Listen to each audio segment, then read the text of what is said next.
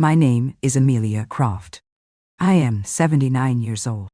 My hands, now gnarled with the arthritis that comes from a lifetime of gripping a drafting pencil, can no longer draw a straight line without the aid of a ruler.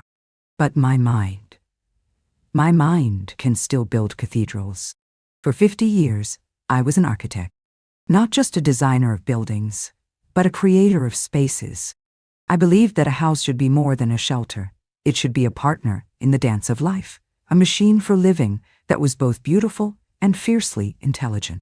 My world was one of blueprints and stress load calculations, of the smell of fresh-cut lumber and wet concrete, of the quiet, godlike satisfaction of watching something you imagined in your mind rise into the sky. My greatest creation, my magnum opus, was my own home.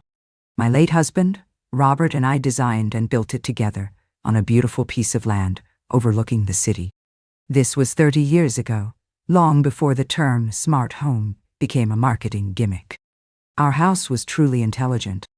It was my secret passion project, a place where I could integrate the systems I dreamed of. The lighting, the climate control, the security, the irrigation for my gardens. It was all connected, all managed by a central system I had designed from scratch. And deep within the architecture of that system, known only to me, I had built a master key. A ghost key. A small, hidden, encrypted backdoor that gave me ultimate, absolute administrative control from anywhere in the world. It was an architect's final secret signature on her own masterpiece.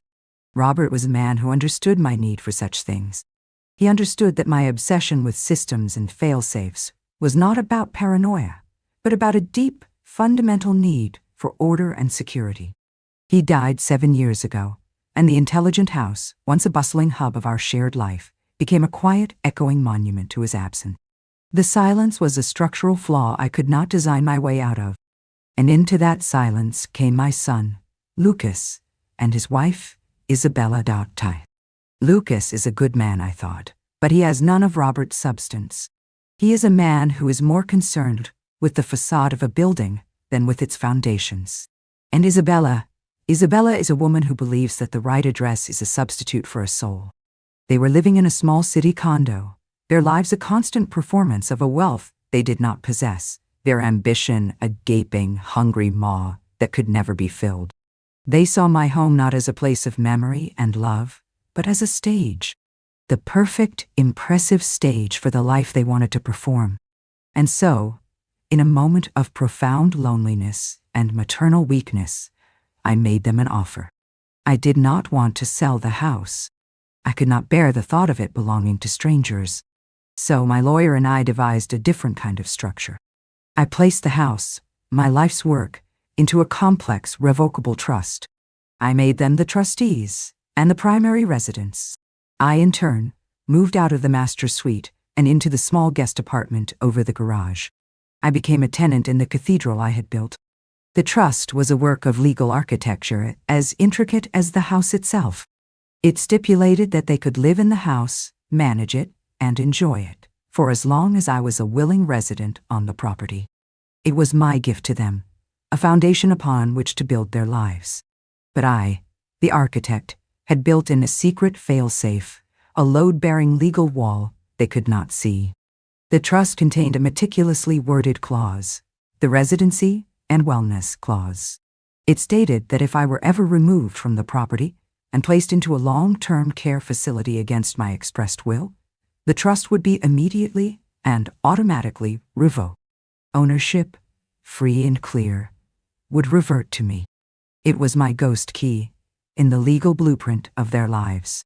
Lucas had signed the papers with a bored, dismissive air. "Mother, all this legal fuss," he'd sighed. "It's a house, not fortress." "Oh, but you are wrong, my son," I had thought. "It is both." And so, my great sacrifice began.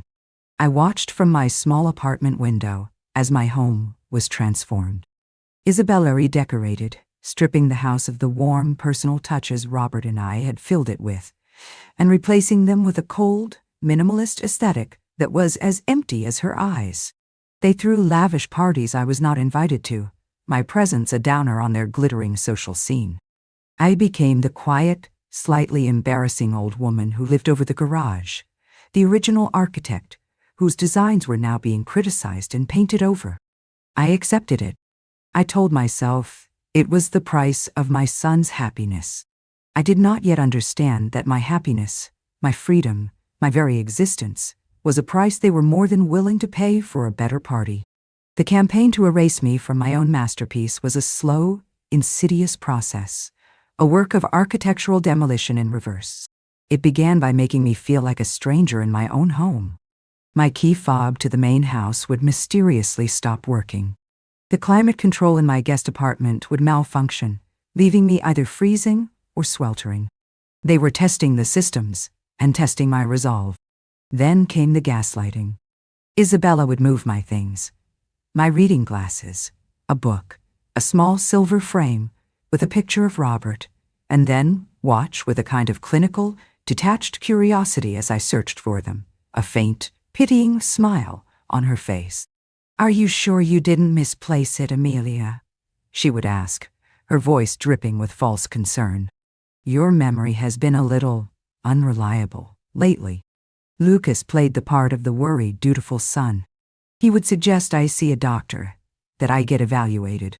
He spoke of my lifetime of hard work, my age, my grief, as if they were illnesses, pre-existing conditions that were leading to an inevitable, sad decline. They were building a narrative, brick by brick, a story of a brilliant woman's descent into senility. And I was the main character, a tragic, fading figure who needed to be managed for her own good. The final act of their quiet, cruel play came in the spring. Isabella had decided to throw the party of the social season, a fundraiser for a charity whose name she could barely pronounce. The guest list was a who's who of the city's elite, the very people she so desperately wanted to accept her. My presence, the actual architect of the magnificent home she was showing off, was an unacceptable complication. They came to my apartment a week before the party. They did not come to invite me. They came to deliver a verdict. "Mother," Lucas began, his voice full of a practiced, sorrowful gravity, "Isabella and I are worried about you. Deeply worried. The stress of this big party, all the people, it will be too much for you." "We've been talking to a wonderful doctor," Isabella chimed in, her voice as smooth and cold as the marble countertops she had installed in my kitchen. "And we found a lovely place for you to go. Just for a little while. A wellness retreat. A place where you can rest and be properly looked after, away from all the noise." I knew what she meant. A wellness retreat was a euphemism, a polite, vicious lie. "You've already spoken to a doctor about me?" "Without my consent?" I asked, my voice a low, dangerous whisper. "It was out of concern, Mother," Lucas said, refusing to meet my eyes. "We have your power of attorney for medical decisions. We have to do what's best for you." I looked at him, my son, and I felt a coldness so profound it seemed to stop my heart. They were not just suggesting it. They had already planned it. They had already decided. The humiliation was not in the suggestion of the nursing home. It was in the casual, bureaucratic ease with which they had stripped me of my own agency. I was no longer a person. I was a problem to be solved, an obstacle to be removed. I, who had designed systems of breathtaking complexity, had been reduced to a piece of faulty wiring that needed to be ripped out before the big show. The day they came to take me was a Tuesday. It was a beautiful, sunny morning. I did not fight. I did not scream. I was an architect inspecting a fatally flawed structure, and I needed to see the final catastrophic failure up close. I allowed them to lead me to their car, my small, pre-packed suitcase in my hand. They told me it was just for an evaluation. They drove me to a place called the Willows. It was a beautiful facility, of course, all gleaming floors and tasteful art. It looked more like a luxury hotel than a nursing home. But I was an architect. I knew that a beautiful facade can hide a prison. They checked me in. They spoke to the smiling, efficient administrator in low, concerned tones. And then they came to my room to say goodbye. It was a small, sterile room, painted a pale, soulless beige. It had a bed, a chair, and a window that looked out onto a manicured enclosed courtyard. "We'll be back in a few days to check on you, Mom," Lucas said, his hand briefly, sweatily, touching my shoulder. "Be good, Amelia," Isabella said, with the bright, false cheer of a parent dropping a child at a boarding school. "She has no intention of ever visiting." And then they left. They walked out the door, and I heard it click shut behind them. I was alone. A few minutes later, a nurse came in. She was holding my handbag. "Your son asked me to give this to you," she said. "He said you wouldn't be needing your cell phone or your credit cards here. We'll keep them safe for you at the front desk." And that was it. The final, quiet, brutal act of severance. They had not just removed me from my home. They had cut me off from the world.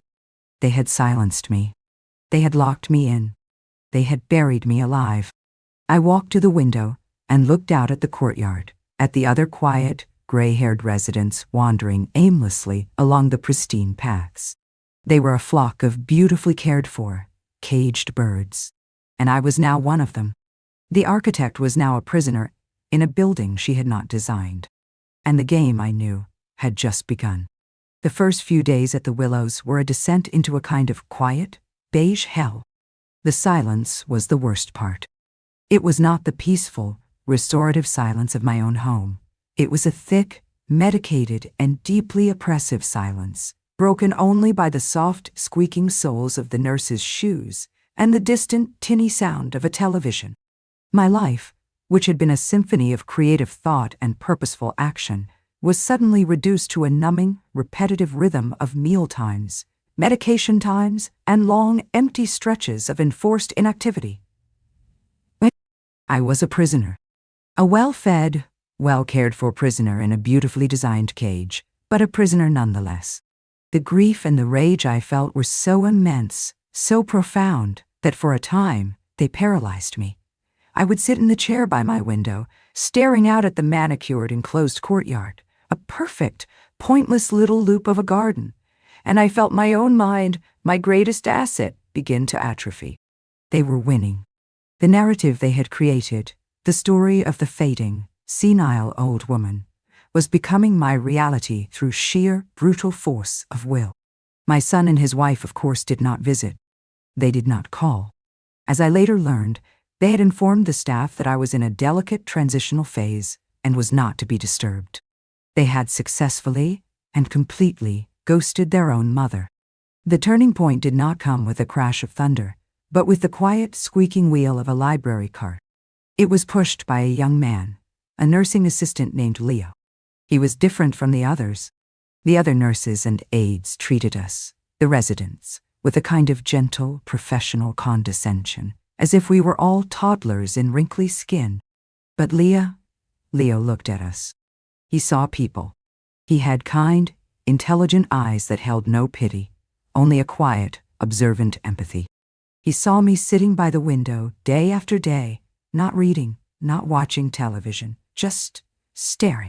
"You're the architect, right?" he said one afternoon, stopping his cart by my chair. "Mrs. Croft." The sound of my own name, spoken with a simple, direct respect, was like a key turning in a long, rusted lock. "I was," I said, my voice hoarse from disuse. "I saw your picture in a magazine once," he continued, stacking books on a nearby shelf. "The article about your house, the house of the future, they called it, said it was a masterpiece." "It was," I whispered, the words a painful lump in my throat. He looked at me then, a long, perceptive look. "This place," he said, his voice low, gesturing at the beautiful sterile room, "is a box, a well-designed box, but it's not a home. It's not a masterpiece." He paused. "You don't belong here." It was a simple statement, but it was the first time in months that anyone had validated my own reality. It was a lifeline. It was a spark. And the architect in me, the woman who had been slowly, quietly suffocating, took a deep, shuddering breath. That night, for the first time since my arrival, I did not stare at the ceiling. I began to analyze my environment. I was an architect trapped inside a building. And what does an architect do? She studies the blueprints. She finds the weaknesses in the system. The Willows was a system, a beautifully efficient machine for managing the elderly. But every system, no matter how well designed, has flaws. It has blind spots. It has human components. And the human components are always the most exploitable. My mind, which had felt so sluggish and foggy, began to clear. It began to work again, to do what it was designed to do. I observed the nurses' shift changes. I noted the security camera placements. I memorized the daily routines. And I studied my ally, Leo. He was kind, yes. But he also possessed a quiet, simmering anger at the injustices he saw every day, the families who dumped their parents and their guilt at the front door and never looked back. He was my way out. Not physically, but digitally. I began to talk to him. Not about my family, not about my pain. I talked to him about his life, about his dream of going back to school to become a physical therapist, about his financial struggles. I was no longer a victim. I was a strategist, cultivating an asset. The day of the big party, the fundraiser at my house, was my deadline. I knew, from a piece of mail that had been accidentally delivered to me before my incarceration, that it was scheduled for a Saturday night in October. I had my timeline. I made my move a week before the party. I found Leo in a quiet hallway during his break. "Leo," I said, my voice low and firm. "I need your help, and I am prepared to pay for it." He looked startled. I can't take your money, Mrs. Croft. This isn't a gift, Leo," I said, my voice as sharp and as clear as it had been in any boardroom. "This is a contract, a business transaction. I need you to do one thing for me. I need you to smuggle in a cell phone. A simple prepaid smartphone with a data plan. That's all. In exchange for this, when I am back in control of my affairs, I will pay for your entire physical therapy degree. Tuition, books, all of it. I will have my lawyer draw up a formal agreement." He stared at me, his mouth agape. He saw the look in my eyes, the look of a woman who was not confused, not senile, but in complete and absolute command of her faculties. "You're going to get out of here," he whispered, a slow smile spreading across his face. "I am going to tear down this prison from the inside out," I replied. "But I need a tool." "I need a key. And right now, that key is a cell phone." He did it. 2 days later, a small, slim burner phone, fully charged and loaded with data, was accidentally left in the drawer of my nightstand, hidden beneath the Bible.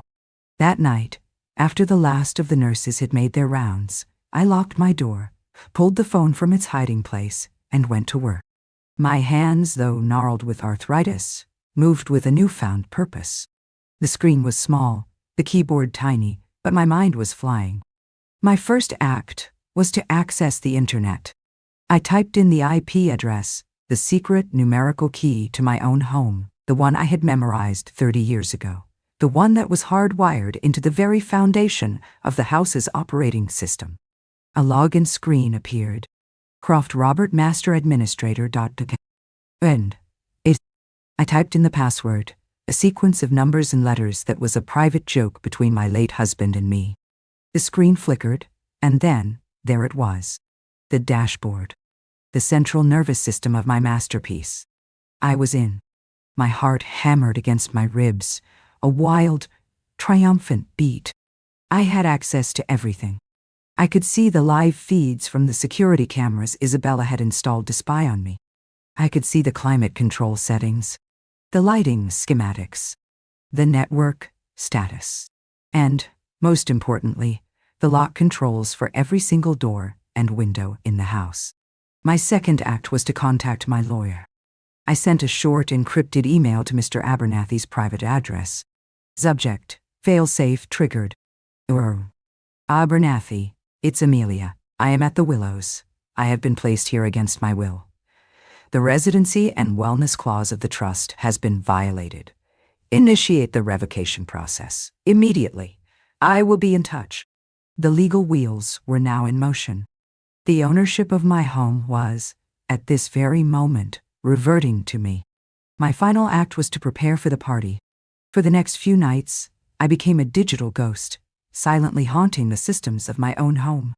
I wrote a small, elegant, and utterly vicious piece of code, a script I named the Homecoming Protocol.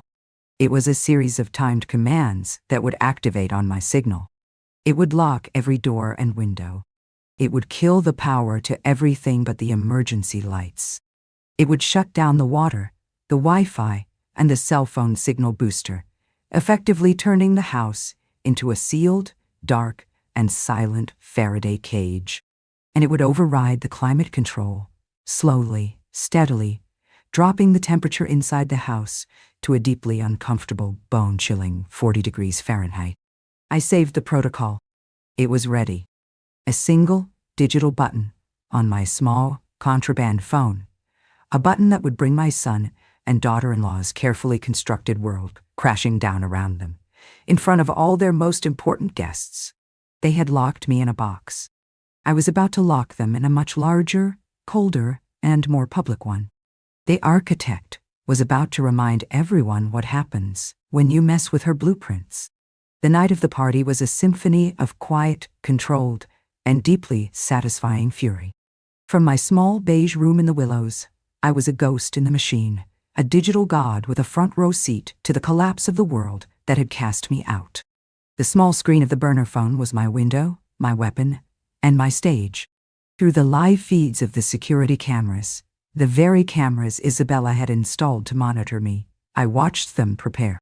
I saw the caterers swarming through my kitchen, the valet parking attendants setting up their station in my driveway. I saw the florists arranging massive, soulless bouquets of white orchids on tables that had once held my family's photo albums. And I saw them. Lucas, looking handsome and slightly nervous in a new tuxedo, and Isabella, a queen in a glittering silver gown, her face a mask of triumphant, anxious excitement. This was her coronation, the night she would finally, officially, arrive.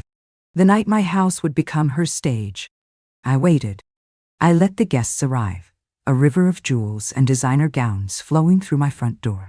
I watched as Lucas and Isabella greeted them, their smiles wide and brilliant, their laughter echoing in the grand foyer I had designed. I watched them preen and posture, accepting compliments on their beautiful home, on their impeccable taste. The party reached its crescendo around 10 o'clock. The house was full. The champagne was flowing. A small jazz combo was playing in the living room. It was the perfect moment. The moment of their greatest, most public triumph. The moment of maximum impact. In my quiet room at the Willows, I took a deep breath. I opened the control panel on my phone, and I pressed the button. Execute a homecoming protocol. Run a zone. The effect, as I watched through the camera feeds, was instantaneous and beautiful. The first sign was the sound. A series of loud, solid, and deeply final thunks echoed through the house as every magnetic lock on every single door and window engaged simultaneously. The grand front doors, the sliding glass doors to the patio, the service entrance to the kitchen, all sealed. A wave of confusion rippled through the party. Guests near the doors looked up, startled. Then, the second stage of the protocol executed.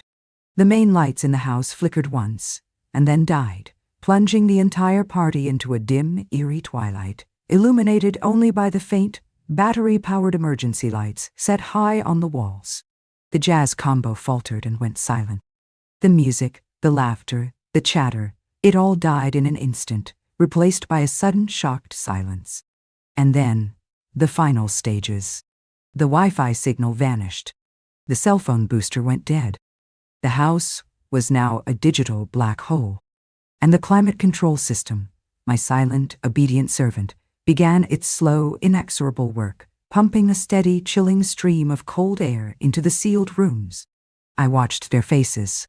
The confusion turned to annoyance, then to a dawning collective panic. I saw Lucas, his face pale, frantically jabbing at the light switches on the wall. Nothing. I saw Isabella, her perfect hostess smile frozen in a rictus of horror, pulling at the handle of the massive front door. It was as solid as a bank vault. They were trapped. All of them. the beautiful, glittering guests, and their terrified, humiliated hosts. But I was not done.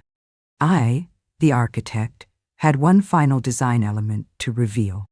The house had a state-of-the-art, integrated sound system, speakers hidden in the walls of every room.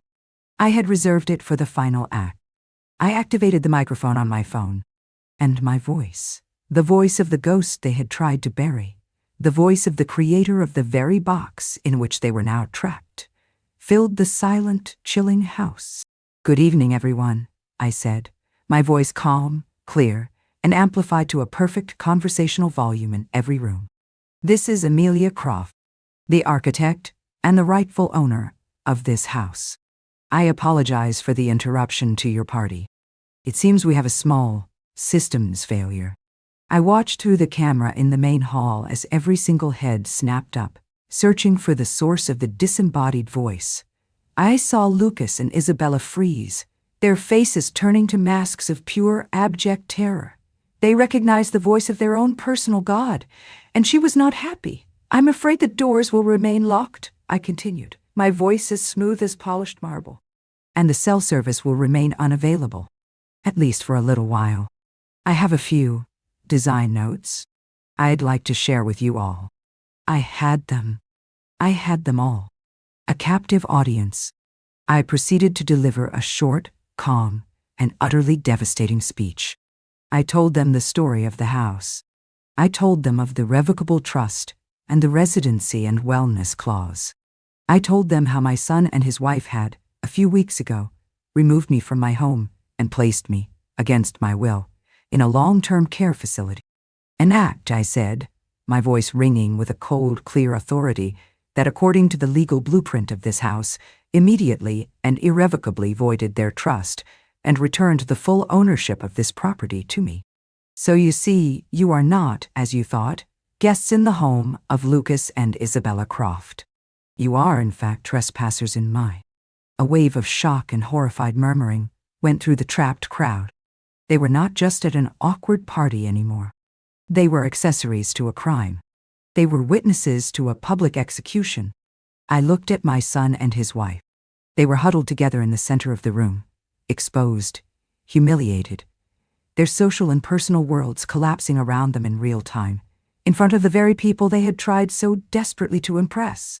The beautiful facade had been ripped away, and the ugly, rotten foundation beneath was exposed for all to see.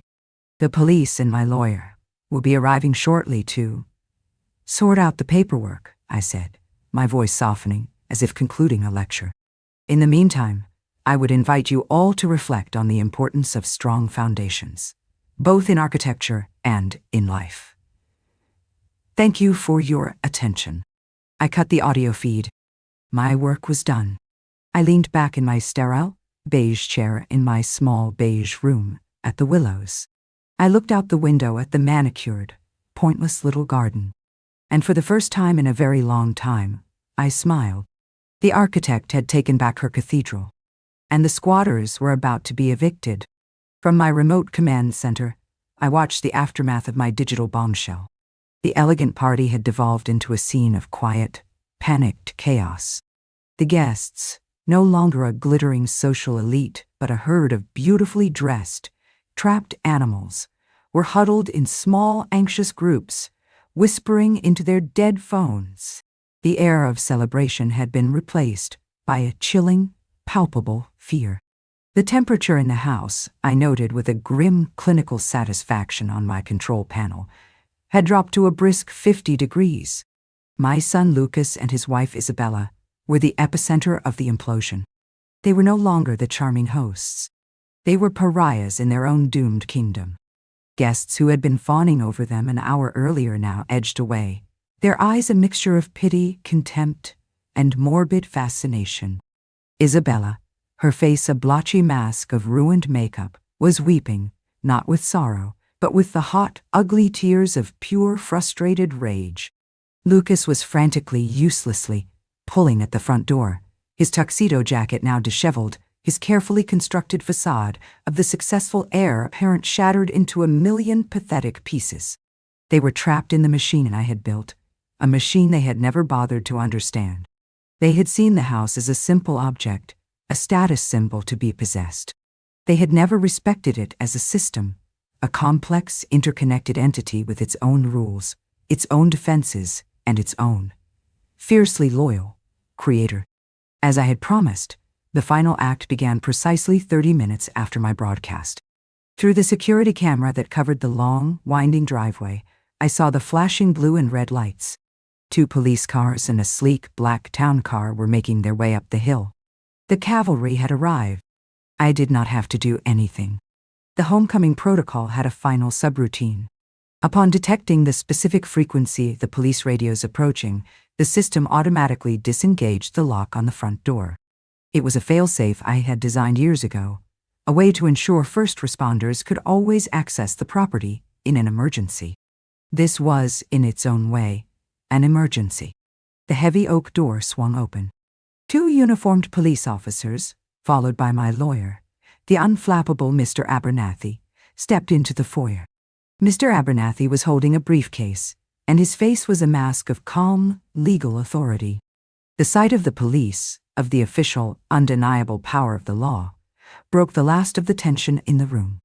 The guests surged towards the open door, a frantic, relieved exodus, fleeing the scene of the social crime of the century.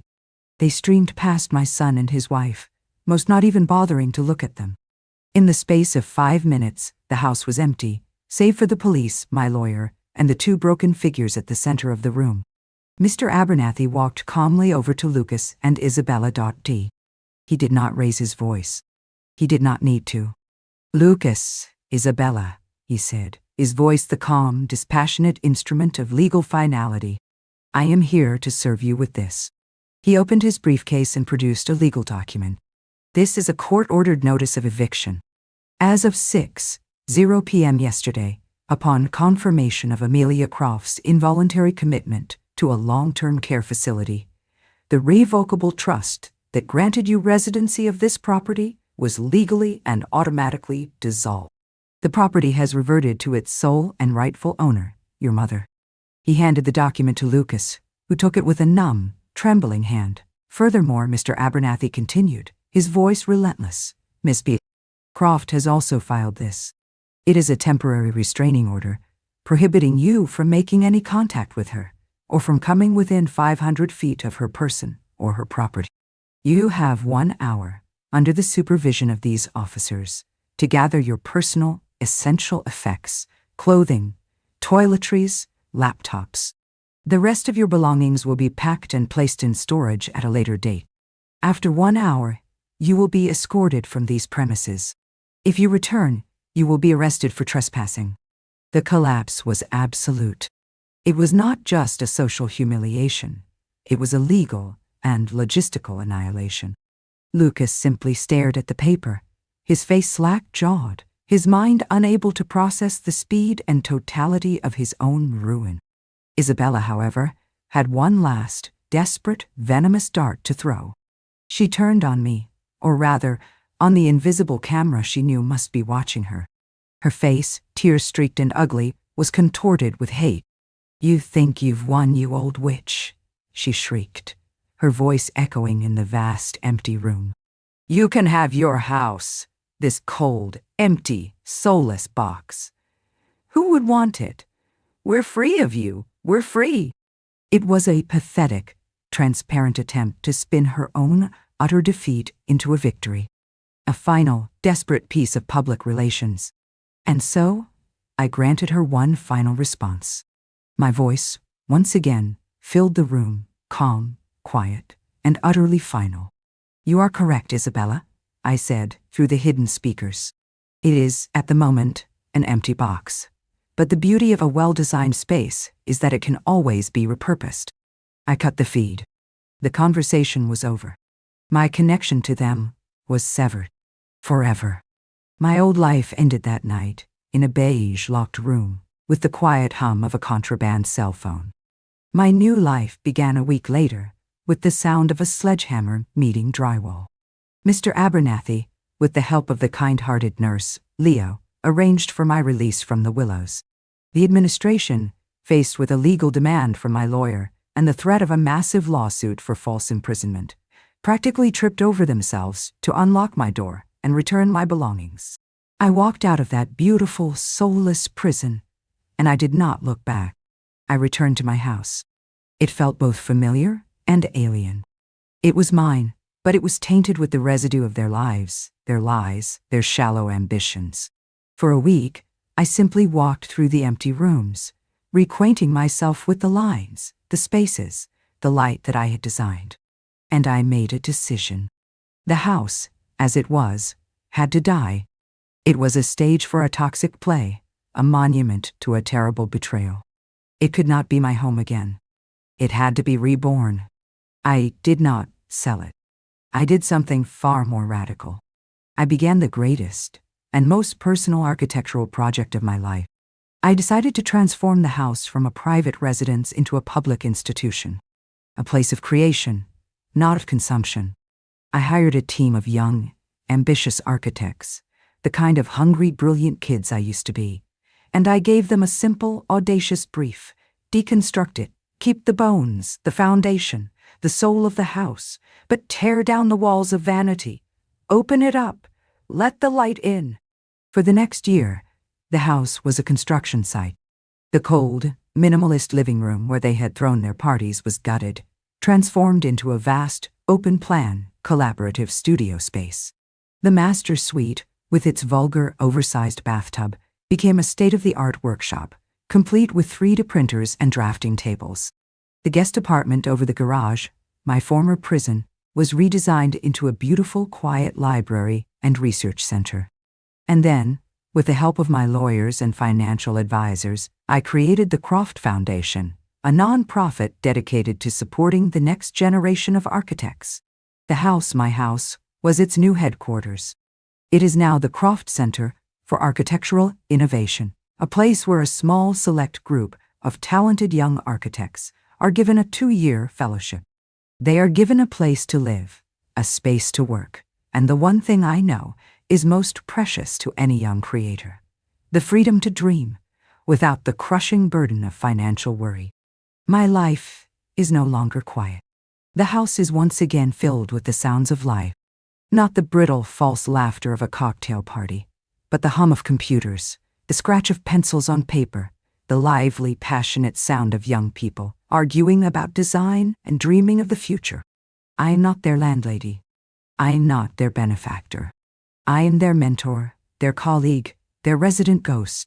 I live in a small, beautiful apartment we designed for me on the top floor, with a terrace that overlooks the entire city.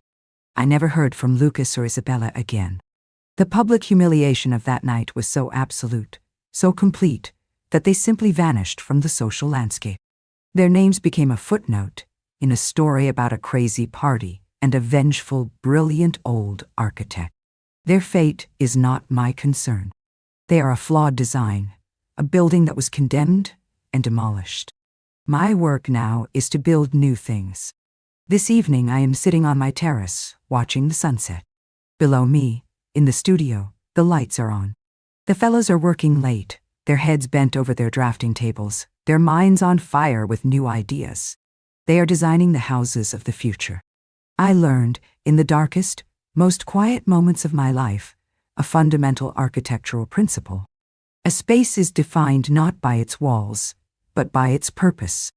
My son and his wife tried to turn my home into a prison. I, in turn, transformed it into a cathedral of dreams. They tried to lock me away and forget me. They did not understand that a true architect never, ever gives up the keys to her own creation. She simply finds a new and better purpose for the space. And my purpose, I have discovered, is not to be a monument to the past, but a foundation for the future.